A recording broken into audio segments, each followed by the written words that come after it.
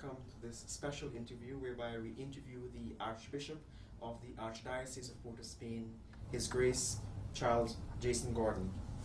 Welcome to our program. He was installed the Archbishop of the Archdiocese of Port of Spain 1 month ago, and he's here in Guyana, and not his first time, but his first time as the Archbishop. So it is my pleasure to welcome you. Welcome, His Grace. Good to be with you, Josh. Your Grace, we're not custom of hearing this in our diocese, Archbishop. So can you tell us what is an Archbishop? An Archbishop is a bishop who is the bishop of a metropolitan see. A metropolitan see is a see or a diocese that has several dioceses under it.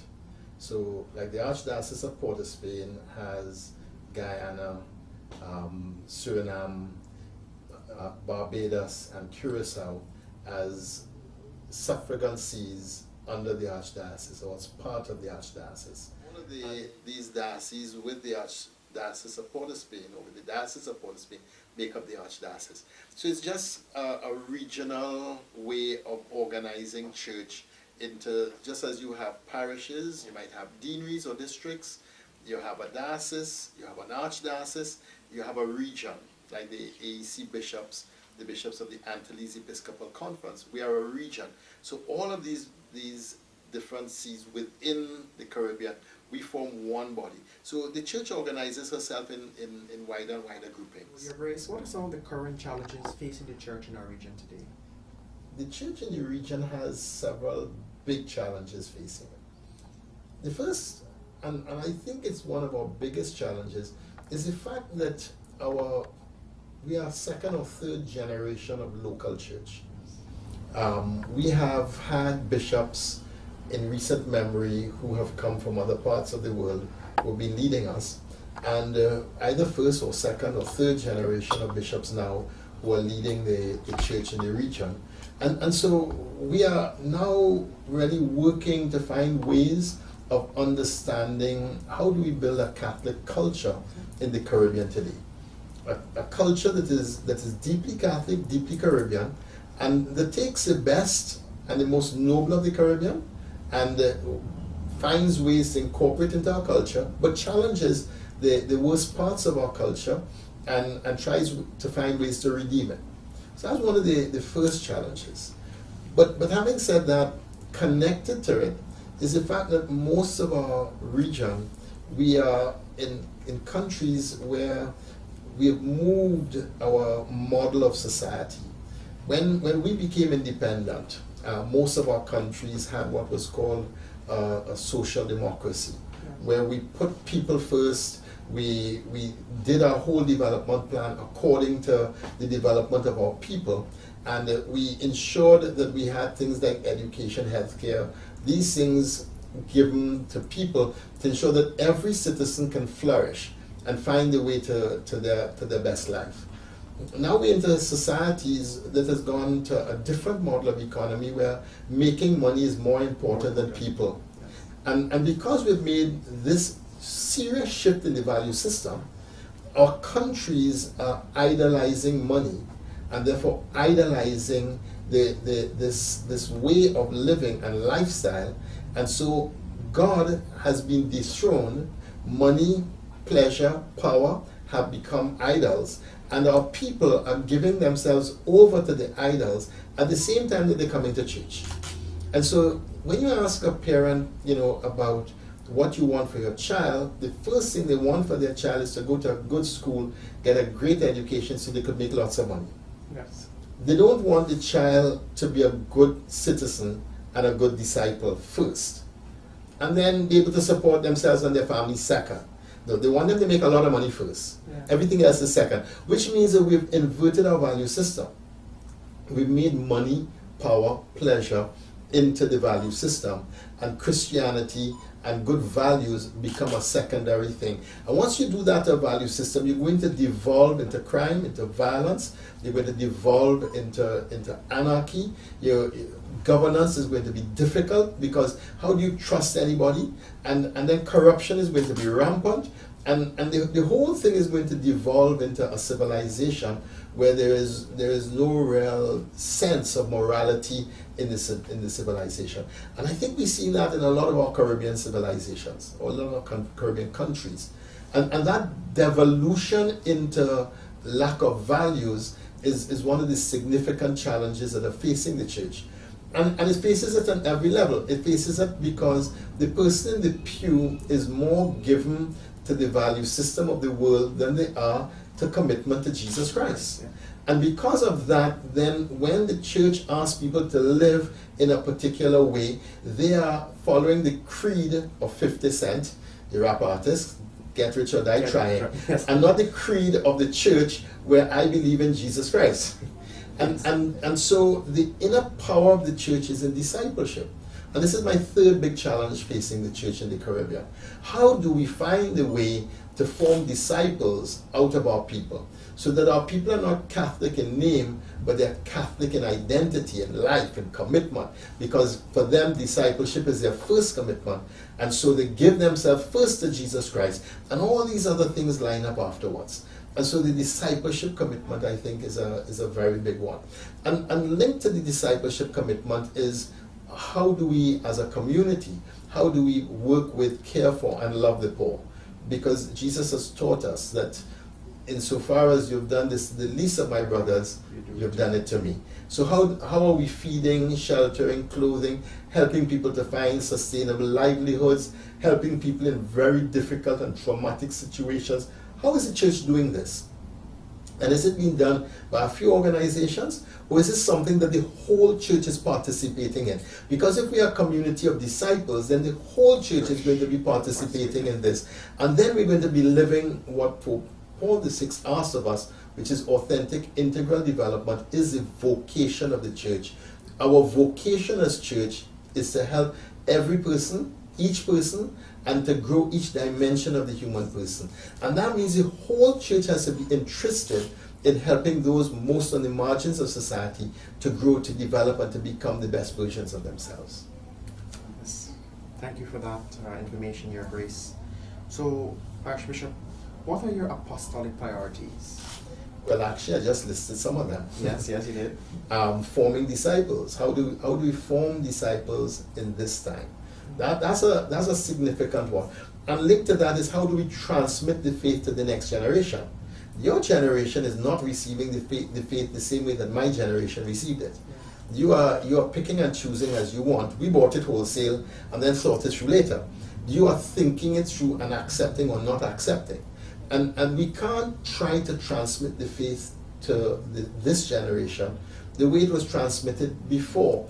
And so the handing on of the faith is a very significant challenge that we have to look at today.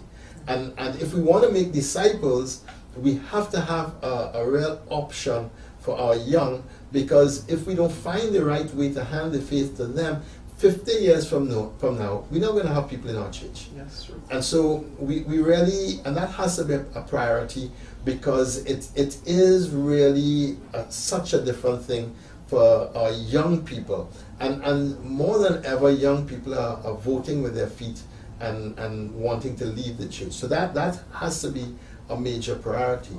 The other priority, which is an overarching priority, is really, how do we build a Catholic culture? And a culture is built on three levels. The practices that we have, like going to Mass, having confession, benediction, novenas, rosary, prayers in the family, all these nice things. The values that we hold, that how do we help our Catholics to have a value system that is really clearly articulated, that is lived? Not something in our head, but something we're actually going to live. Yeah. And then the third level is our beliefs. How do we help to clarify beliefs so that people understand what we actually believe and are ready to live that belief and to live out of that belief? So those are some of my priorities as Archbishop. If you've just joined us, you're tuned to Catholic Broadcast, a program produced by the Catholic Media in Guyana. And our guest today is His Grace Archbishop Jason Gordon. He is the Archbishop of the Archdiocese of Port of Spain. Your Grace, what would you say to a young person discerning a vocation today? I would say, do not be afraid to give your life to Jesus Christ. Do not be afraid. Why would I say that? Because what stops the process of discernment? Fear. Fear is the biggest. What is my mother going to say? What is my father going to say? What are my friends going to say? How am I going to live this? Is this possible? The second thing I'll say is no, it's not possible. Not without God's grace. Exactly. And that's why do not be afraid to give yourself to Christ. Because if you give yourself to Christ, the grace to live it will come. When somebody, a young person, feels a tug in their heart towards vocation, the way I start is not by assuming that the person will be a priest. I start by assuming that God is tugging, and therefore this person has to discern. And that means they have to go through a special time of listening. And that special time of listening is a time of listening to God. So they have to learn how to pray and to deepen their prayer so they could start to listen to God, so they could have attention to God and see what God is actually asking of them. And when they start hearing more clearly from God, it becomes more important to respond. Then they have to have the courage to respond to God. There's a nice little prayer I give to young people who are discerning. Bend my heart to your will, O God. Real simple. Bend my heart to your will, O God. Most of the time how we live is bend your will to my heart, O God. That we want God to bend to us. But the whole goal of Christianity is us bending to Him. Yes. And when we are ready to bend our heart to Him, it means that whatever He's asking, we are willing to do. Which means that if He's asking us to be a priest, we will go there. A deacon, we will go there. A religious, we will go there. A married person, we will go there. So whatever the vocation is, and there are multiple vocations that a young person can have, but whatever the vocation is, if they're willing to listen to Him, He will lead them to their vocation, and that will be the best and most happy life that they can have. And this is my third point, that the happiest life that we can have is a life that is dedicated to Jesus Christ. That's true. And when we give ourselves completely to Him, there is nothing in our life that goes right or wrong that is going to rob us of true joy. Because sufferings are going to come no matter what our life is. Yes. But if the life is lived according to what He's asked, then the grace is going to come, and then that flourishing is going to come, and we're going to become the best that we can ever become. The biggest challenge for young people thinking vocation to priesthood is this whole question of celibacy. Yes. Well, Father, I can't be celibate. That is asking, the church asking me too much. Yeah. But I agree with you. But through God's grace, you can. And through God's grace, you will grow into the discipline. And through God's grace, little by little, you'll find the way towards what He's asking. If He's asking, He's going to empower. And that's why it's important up front to know who is asking you to do what. Is it your mother want you to be a priest? Or is it Jesus Christ asking you to be a priest? If it's the first, I would say no. If it's the second, I would say yes. If you are convinced in your heart that Christ is asking you something, spend the time of your life, say 6 months, dedicating to prayer. Find somebody you can trust and journey with them, and have them journey with you, leading you along the path. And then come to a place where you're ready to make an answer. And when you're ready, then speak to the vocations director or the bishop and take the next step in the process of discernment. Thank you for that. And Your Grace, why are many of our young people not participating in church today? You know, I should be asking you that question. Because they're your friends. Why are your friends not participating in church? Well, basically, I think the activities for them are lacking. But then you need the support from all the ones in the church, so to speak, to encourage them. And I think that is lacking here. Explain. But basically, you go to church and you see something that you think that you can change it. And you go to the elder person, you tell them that, this is my suggestion. They have this in them that they were there, as you said, generations are different. So they were there in their time, and I'm coming with a suggestion, they're not competent with it. So they do not think that is fitting, and that kind of push back the young people from being active. And then they want to shut up the young people. Yes. And then the young people say, well, if all they want us here and all they have no room for us, we gone. Yes. You know, Jesus had the 7 last words he said before he died. Father, forgive me, they know not what they do. Mother, behold your son, son, behold your mother. I thirst. The 7 words he said. And the church has 7 last words that she will say before she dies. We never did it this way before. And it's one of the greatest sins in our church right now. That the older generation who have been really committed and have really held the church together and done amazing in holding the church together, don't understand that they got in church when they were young people. Yes. And they were encouraged to do so.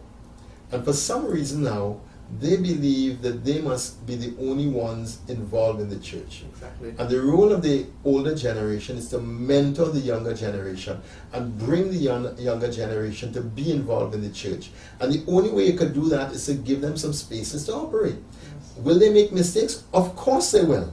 And will they learn from it? Of course they will. But if we're mentoring the young generation, we let them make mistakes. We sit, we talk, we chat about this. Okay, what have you learned from this? How could you have done this differently? What can we do better next time? You learn and you go again. Yeah.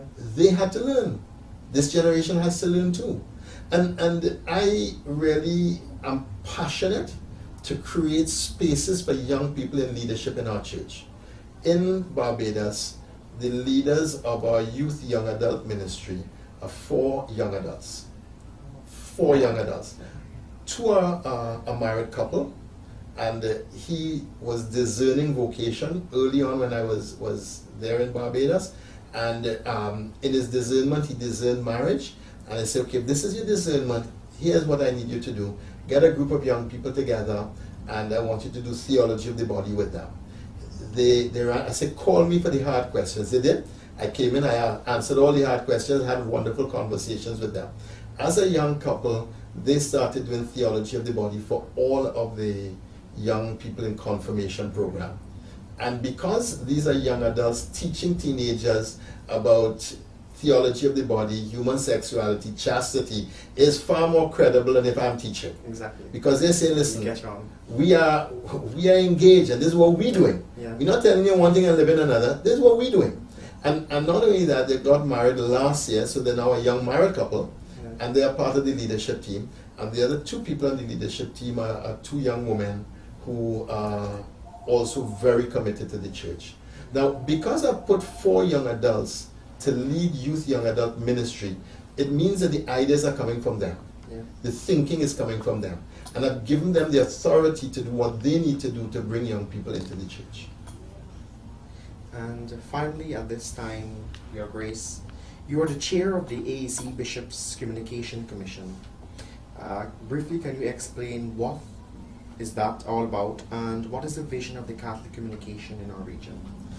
So the Antilles Episcopal Conference is a body of bishops from Cayenne in the south, right up to Bahamas in the north, of the bishops, French, English, and Dutch bishops in the Caribbean, who come together to form one regional body. We have several commissions like liturgy, family life, communications, etc., etc. In the Communications Commission, the bishops have agreed that we will do a 3-year process where we will make communications into one of our pastoral priorities so that we engage the media to find the right ways to hand the faith on to the next generation. Yes.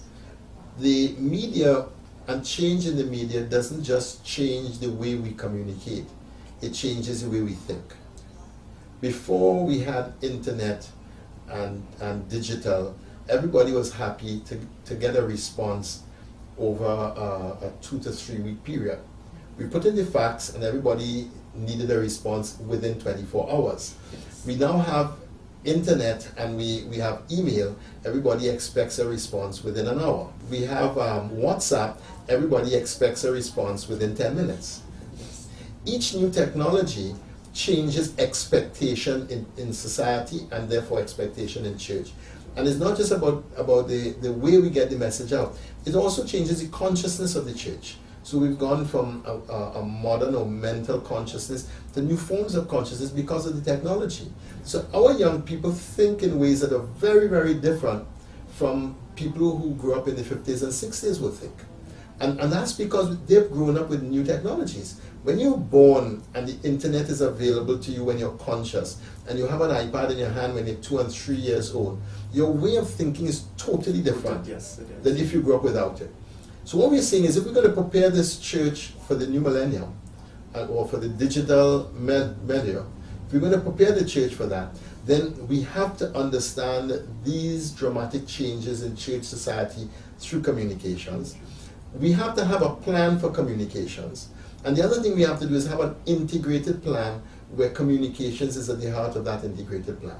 So family life, evangelization, youth, young adults, confirmation, catechesis, all the departments of the church have to work together with an integrated pastoral plan where communications becomes the engine to help move that plan forward. And that we communicate with all the means possible to do that. So in the region, we have a regional body called Cygnus Caribbean, and each diocese has a member in Cygnus Caribbean. And those members of Cygnus Caribbean have really been working hard to think about how to do communication within our region. And we've been using new models, we've been experimenting with new ways, we've been doing new things. And as we've been doing that, we've been evolving the way communications has been working. And we're now coming to a place where we've really done a lot of work. We've just issued a pastoral letter, New Ways of Being Church in a Digital Milieu, where we laid out all of this big thinking and created some expectation. But we've ended the pastoral with a pastoral plan, which is step by step by step, how to do integrated pastoral plan and how to get everyone to the table so that we have a plan as a diocese to move our whole diocese forward. So this is really trying to get the diocese ready for this brave new world, and to not feel intimidated by the communications or the media or the technology, but to really harness its power for the evangelizing effect of our church. Thank you very much, Your Grace. And in closing, do you have any closing remarks? Just that it is wonderful to be here in Guyana. I've been here several times before. This is the first time, as you've said, that I'm here as Archbishop and Metropolitan, which includes Guyana. And it's just great to be here. Of course, Carl Philadelphia, who is being ordained, I have journeyed with Carl through a lot of his life.